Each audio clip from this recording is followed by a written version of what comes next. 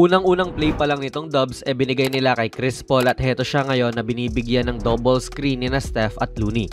Ang iba pa nilang kasama dyan ay sina Clay at Wiggins mga idol, so wala nga po si Draymond. So just take this video with a grain of salt mga idol, dahil for sure if andyan pa si Draymond mag-iiba muli ang role ni Chris Paul. Pero ayan, solid pass din naman to dahil si D'Lo ay completely nakatalikod sa kanya.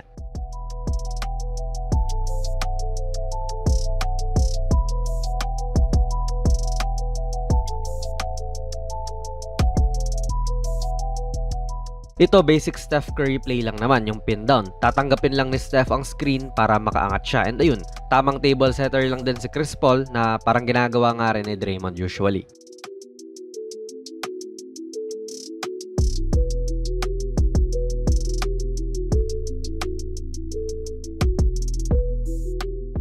So makikita talaga natin na sa mga unang plays pinapagawang komportable rin nila si Chris Paul. And tignan nyo tong shot chart ng Warriors last season mga idol. Mabigat ang blue na kulay dito sa tres syempre. Pati na rin po sa loob. Ibig sabihin doon sila madalas tumitira. Ganyan naman ang pagtakbo ng modern day na opensa talaga. Either inside ka or beyond the arc ka madalas dapat tumitira. Yun kasi yung sabi ng analytics. Bibihira yung sa mid-range. Sa ganito nga expert si Chris Paul. So tignan natin kung madalas pa rin natin makita to mula sa kanya sa Warriors.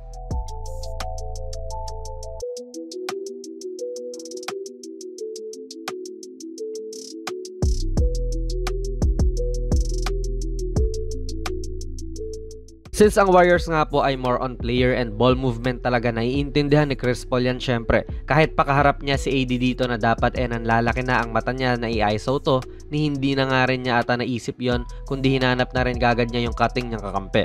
Although mukhang yung timing hindi pa talaga tama dahil hindi nga ina-expect ni Clay na mapapasahan siya rito. At nagulat din siyang pwede na pala siyang tumira.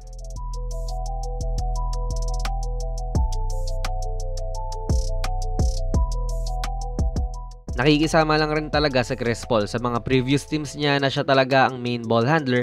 Bibihira mo makita siya na ganito. Transition sa ipapasa mo yung bola sa ibabaw sa kampi mong big man. I mean noong Phoenix siya or sa Clippers, siya talaga ang ke-create at imbis na pasa tong ginawa niya sa big, manghihingi siya ng screen. Pero wala, ganun nga rin talaga ang sistema ng Golden State at sa Chris Paul lang rin syempre yung kailangang mag-adjust.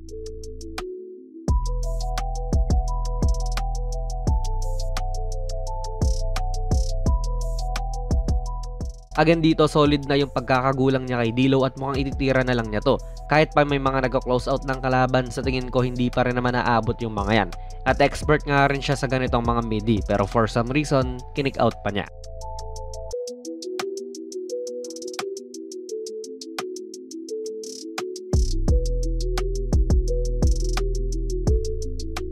Sure din naman ako na mabibigyan pa rin naman ng somehow na kalayaan tong si Chris Paul na laruin yung laro talaga niya. Hindi naman pwede na sa 19 years niya sa liga, ngayon bigla na lang siyang gagawing spot-up shooter lang.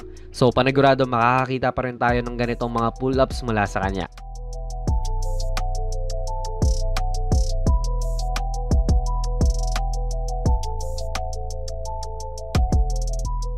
Pero yun nga, like we said, baka mag-iba pa rin talaga ang role niya once maglaro na sa lineup si Draymond. So syempre, dapat hasain niya pa rin ang catch and shoot abilities niya dahil sa sistema ng Warriors team na ito, mapapa-catch and shoot ka talaga. Makikita mo mula rito kay Chris Paul na tinatry talaga niyang maisama at i-accept yung sistema ng bago niyang team. Hindi siya namimilit ng mga sarili niyang plays, kaya hindi siya nagiging disruptive ng flow. Preseason pa nga lang naman to, so sa mga susunod na laro, mas magiging komportable pa yan. Matalinong player to, so eventually, mahahanap niya rin ang footing niya with this team. Sa inyo ba mga idol? Bagay ba sa Chris Paul dito sa Golden State Warriors? Ilagay nyo lang po ang inyong mga komento sa ating comment section down below. Kung nagustuhan nyo po ang ating video ay pipindot na lang idol ng like button, mag-subscribe ka na rin sa ating channel at ako nga pala si Jonas PB, and as always, hanggang sa muli.